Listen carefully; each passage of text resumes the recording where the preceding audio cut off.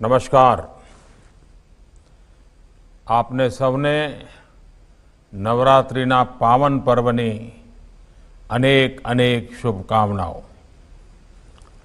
गुजरात के मुख्यमंत्री श्री विजय रूपाणी जी, उप मुख्यमंत्री श्री नितिन भाई पटेल,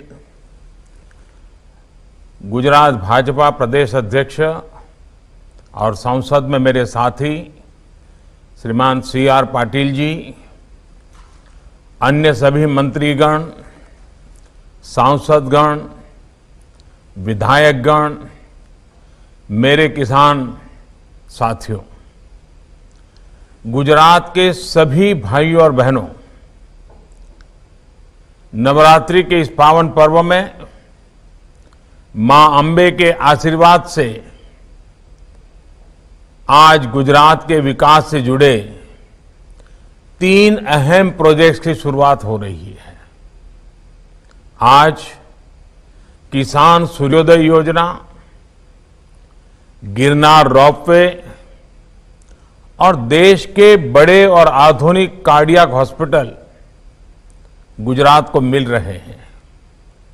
ये तीनों एक प्रकार से गुजरात की शक्ति, भक्ति और स्वास्थ्य के प्रतीक है। इन सभी के लिए गुजरात के लोगों की बहुत बहुत बधाई देता हूं मैं।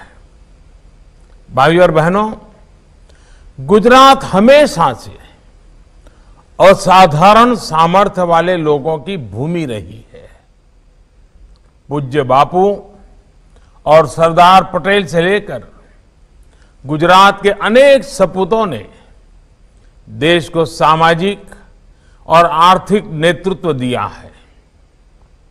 मुझे खुशी है कि किसान सूर्योदय योजना के माध्यम से गुजरात फिर एक नई पहल के साथ सामने आया है। सुजलाम सुफलाम और सौनी योजना के बाद अब सूर्योदय योजना गुजरात के किसानों के लिए मील का पत्थर साबित होगी। किसान सूर्योदय योजना में सर्वोच्च प्राथमिकता गुजरात के किसानों की आवश्यकता को दी गई है।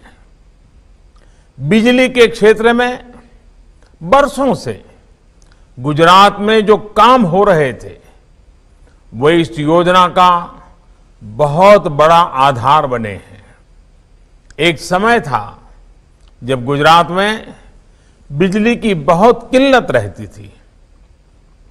24 घंटे बिजली देना बहुत बड़ी चुनौती थी। बच्चों की पढ़ाई हो, किसानों के लिए सिंचाई हो, उद्योगों के लिए कमाई हो, ये सब कुछ इस एक कारण से बहुत प्रभावित होता था। ऐसे में बिजली के उत्पादन से लेकर ट्रांसमिशन तक हर प्रकार की कैपेसिटी तैयार करने के लिए मिशन मोड पर काम किया गया।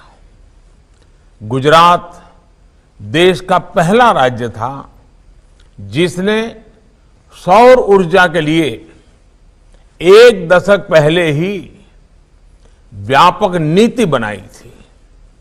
जब साल 2010 में पाटन में सोलार पावर प्लांट का उद्घाटन हुआ था, तब किसी ने कल्पना भी नहीं की थी कि एक दिन भारत दुनिया को 1 सन 1 वर्ल्ड 1 ग्रिड उसका रास्ता दिखाएगा। आज तो भारत सोलर पावर के उत्पादन और उपयोग दोनों के मामले में दुनिया के अग्रणी देशों में है। बीते 6 सालों में देश सौर ऊर्जा के उत्पादन के मामले में दुनिया में 5वें नंबर पर पहुंच चुका है और तेजी से आगे बढ़ रहा है। भाइयों और बहनों, जो गांवों से नहीं जुड़े हैं, खेती से नहीं जुड़े हैं, उनमें से बहुत कम को ही पता होगा कि किसानों को सिंचाई के लिए ज्यादातर रात में ही बिजली मिलती है। ऐसे में खेत में सिंचाई के समय किसानों को रात भर जागना पड़ता है। जूनागढ़ और गिर सोमनाथ जैसे इलाकों में जहां से किसान सूर्योदय योजना शुरू हो रही है, वहां तो वाइल्ड लाइफ, जंगली जानवरों का भी बहुत ज्यादा खतरा रहता है। इसलिए किसान सर्वोदय योजना न सिर्फ राज्य के किसानों को सुरक्षा देगी, बल्कि उनके जीवन में नया सवेरा भी लाएगी। किसानों को रात के बजाय जब सुबह सूर्योदय से लेकर के रात 9 बजे के दौरान 3 फेज बिजली मिलेगी, तो यह नया सवेरा ही तो है। मैं गुजरात सरकार को इस बात के लिए भी बधाई दूंगा कि बाकी व्यवस्थाओं को प्रभावित किए बिना ट्रांसमिशन की बिल्कुल नई कैपेसिटी तैयार करके ये काम किया जा रहा है। इस योजना के तहत अगले 2-3 वर्षों में लगभग 3,500 सर्किट किलोमीटर नई ट्रांसमिशन लाइनों को बिछाने का काम किया जाएगा। मुझे बताया गया है कि आने वाले कुछ दिनों तक 1000 से ज्यादा गांवों में ये योजना लागू भी हो जाएगी। इनमें भी ज्यादा गांव आदिवासी बाहुल्य इलाकों में है। जब इस योजना का पूरे गुजरात में विस्तार हो जाएगा, तो ये लाखों किसानों के जीवन को, उनकी रोजमर्रा की जिंदगी को पूरी तरह बदल देगी। साथियों, किसान की आय दोगुनी करने के लिए, लागत कम करने के लिए, उनकी परेशानी कम करने के लिए बदलते समय के साथ हमें अपने प्रयास बढ़ाने ही होंगे।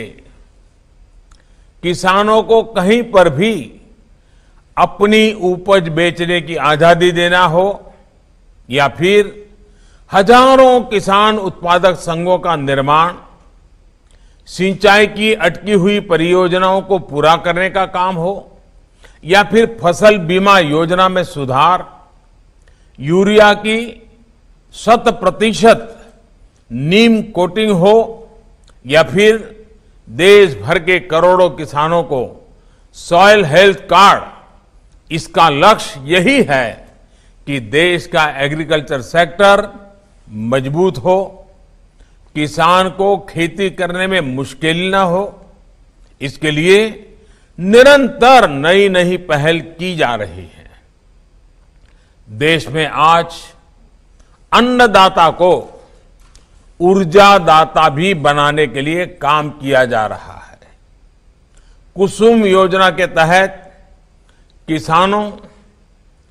किसान उत्पादक संघ, एफपीओज, कोऑपरेटिव्स, पंचायतों, ऐसे हर संस्थानों को बंजर जमीन पर छोटे छोटे सोलर प्लांट लगाने में सहायता दी जा रही है।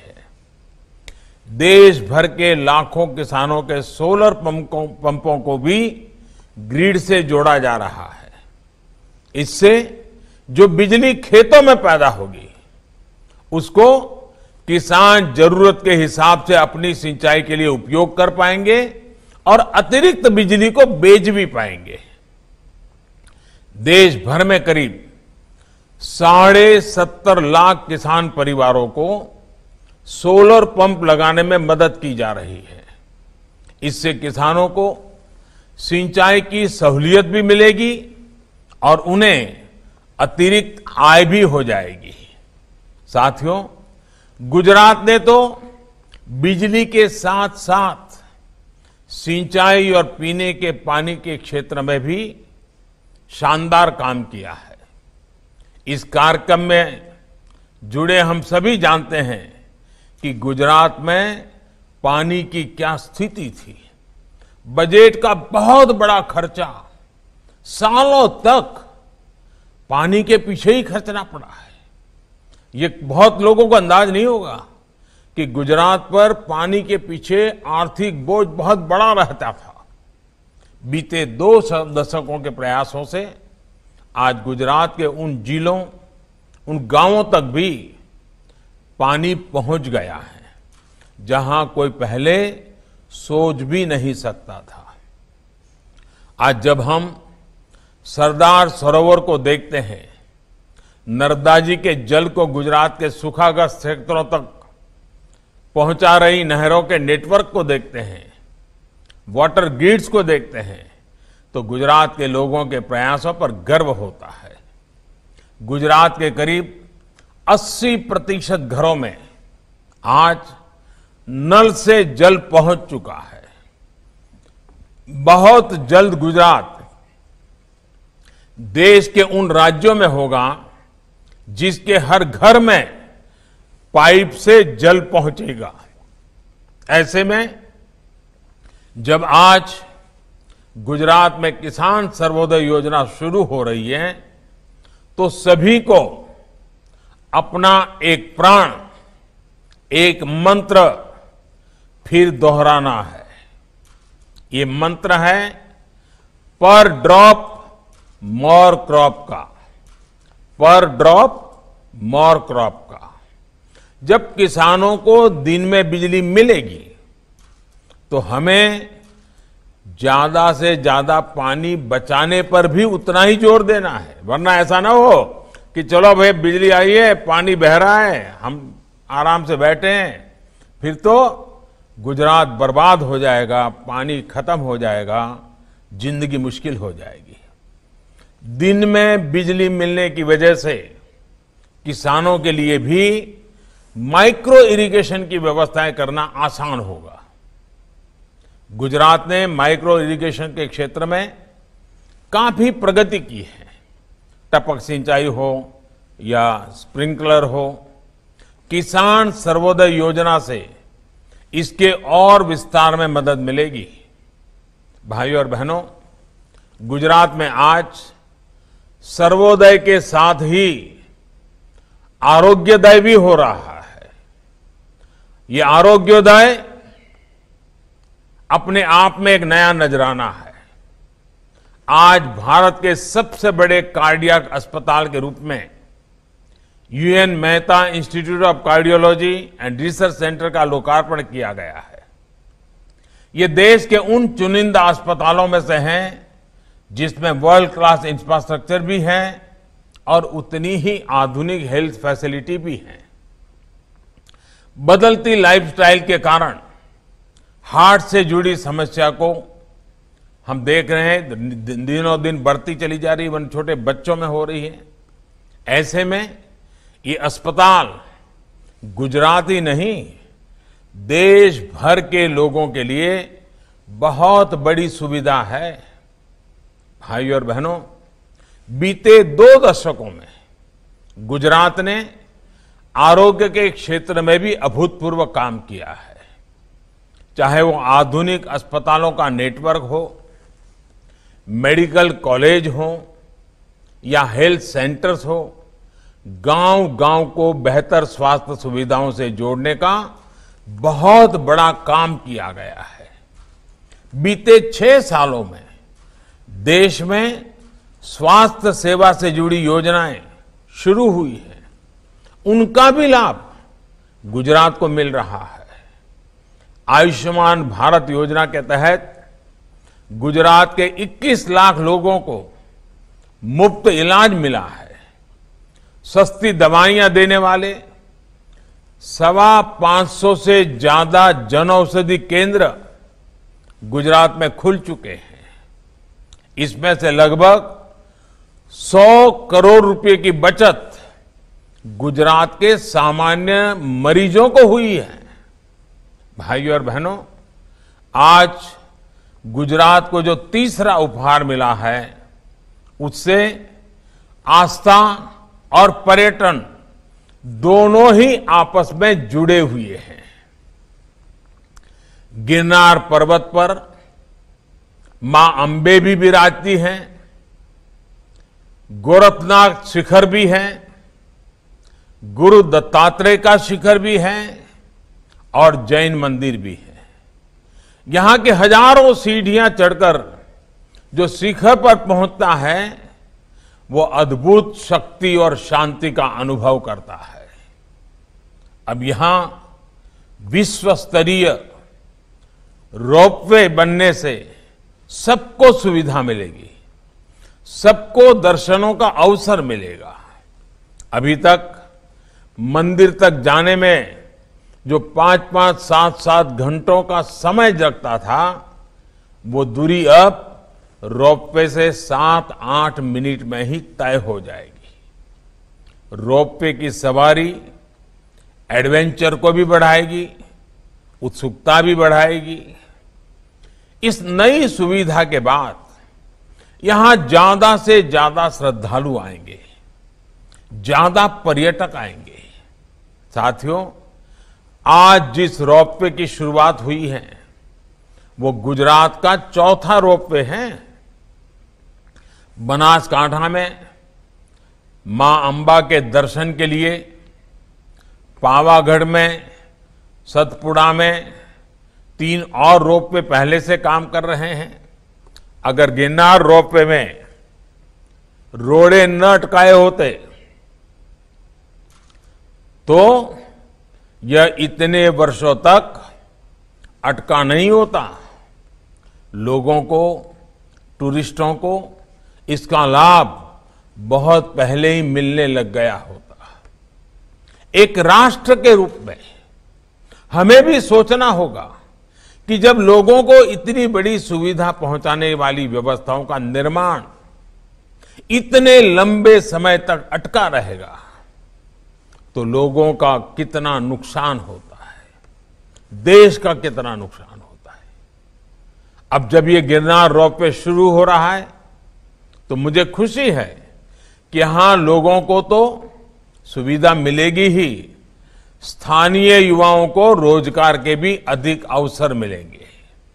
साथियों, दुनिया के बड़े बड़े टूरिस्ट डेस्टिनेशन, आस्था से जुड़े केंद्र इस बात को स्वीकार कर चलते हैं कि हमारे यहां ज्यादा लोग तभी आएंगे जब हम टूरिस्टों को आधुनिक सुविधाएं देंगे। आज जब टूरिस्ट जहां भी कहीं जाता है, अपने परिवार के साथ जाता है, उसे ईज ऑफ लिविंग भी चाहिए होती है, ईज ऑफ ट्रैवलिंग भी चाहिए। गुजरात में अनेकों जगह हैं जिनमें भारत ही नहीं, दुनिया का बड़ा टूरिस्ट डेस्टिनेशन बनने की क्षमताएं पड़ी हैं, अपार संभावनाएं पड़ी हैं। अगर माता के ही मंदिरों की बात करें तो भक्तों के लिए गुजरात में पूरा सर्किट है। मैं सब माताओं के स्थानों का उल्लेख नहीं कर रहा हूं, और गुजरात के सभी कोने में ये शक्ति रूपेण माताएं गुजरात को निरंतर आशीर्वाद देती हैं। अंबाजी है, पावागढ़ तो है ही है, चोटीला चामुंडा माता जी हैं, उमिया माता जी हैं, कच्छ में मातानो मढ़, इतने ही यानी अनगिनत हम अनुभव कर सकते हैं कि गुजरात में एक प्रकार के शक्ति का वास है। कई प्रसिद्ध मंदिर है। आस्था के स्थलों के अलावा भी गुजरात में अनेक जगह हैं जिनकी क्षमताएं अद्भुत है। अभी आपने भी देखा है कि द्वारका के पास शिवराजपुर समुद्री बीच को अंतर्राष्ट्रीय पहचान मिली है, ब्लू फ्लैग सर्टिफिकेशन मिला है। ऐसे स्थलों को विकसित करने पर वहां ज्यादा से ज्यादा पर्यटक आएंगे और अपने साथ रोजगार के नए अवसर भी लाएंगे। आप देखिए, सरदार साहब को समर्पित स्टैच्यू ऑफ यूनिटी, दुनिया की सबसे ऊंची प्रतिमा, अब कितना बड़ा टूरिस्ट अट्रैक्शन बन रही है। जब ये कोरोना शुरू हुआ उससे पहले ही करीब करीब 45 लाख से ज्यादा लोग स्टैच्यू ऑफ यूनिटी को देखने जा चुके थे।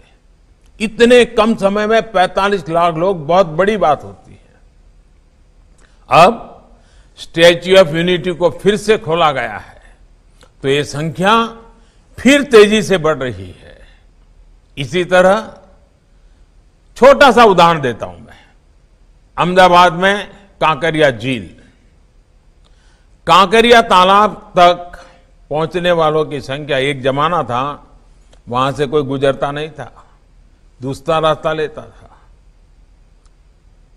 उसका थोड़ा सा रिनोवेशन किया, थोड़ा टूरिस्ट को ध्यान में रख करके व्यवस्थाएं खड़ी की और आज स्थिति क्या है, वहां पर पहुंचने वालों की संख्या अब सालाना 75 लाख तक पहुंच रही है। अकेले अहमदाबाद शहर के मध्य में 75 लाख मध्यम वर्ग, निम्न मध्यम वर्ग के परिवारों के लिए ये जगह बहुत आकर्षण का कारण बन चुकी है और अनेक लोगों की रोजी रोटी का कारण भी बनी है। ये सारे परिवर्तन, टूरिस्टों की बढ़ती हुई संख्या, स्थानीय लोगों की आय बढ़ाने भी बहुत मदद करती है। और टूरिज्म एक ऐसा क्षेत्र है जहां कम से कम पूंजी लगती है और ज्यादा से ज्यादा लोगों को रोजगार मिलता है। हमारे जो गुजराती साथी, और मैं चाहूंगा विश्व भर में फैले हुए गुजराती बंधु भगिनी को मैं आज आग्रह से कहना चाहता हूं, गुजरात के ब्रांड एम्बेसडर बनकर आज पूरी दुनिया में गुजरात के लोग छाए हुए हैं। जब गुजरात अपने यहां नए नए आकर्षण का केंद्र बना रहा है, भविष्य में भी बनाने वाला है, तो दुनिया भर में फैले हुए हमारे गुज्जू बंधुओं से मैं कहूंगा वो हमारे सभी साथी उनकी बातों को पूरी दुनिया में अपने आप ही लेकर के चले जाएं, दुनिया को आकर्षित करें, गुजरात के टूरिस्ट डेस्टिनेशन से परिचित कराएं। हमें इसी को लेकर आगे चलना है, आगे बढ़ना है। एक बार फिर सभी गुजरात के मेरे भाइयों बहनों को इन आधुनिक सुविधाओं के लिए मैं बहुत बहुत बधाई देता हूं। मां अंबे के आशीर्वाद से गुजरात विकास की नई ऊंचाइयों पर पहुंचे, मेरी यही प्रार्थना है। गुजरात स्वस्थ रहे, गुजरात सशक्त बने। અને મારા ગુજરાતના ભાઈઓ બહેનોને એક દિલની વાત કરવી છે અને મને ખાતરી છે કે મારી આ વાતને આપ જરૂર સત્કારશો અને મને સાથ આપશો। કોરોના વાયરસ છે ત્યાં સુધી સાવચેત રહેવું ખૂબ જ જરૂરી છે। 2 ગજની दूरी खूब ज जरूरी, मास्क पहरवो पण एकदम जरूरी, साबुथी नियमित हाथ धोता रहो, ज्यां सुधी दवा नहीं त्यां सुधी ढिलाश नहीं। इन्हीं शुभकामनाओं के साथ आपका आभार, बहुत बहुत धन्यवाद।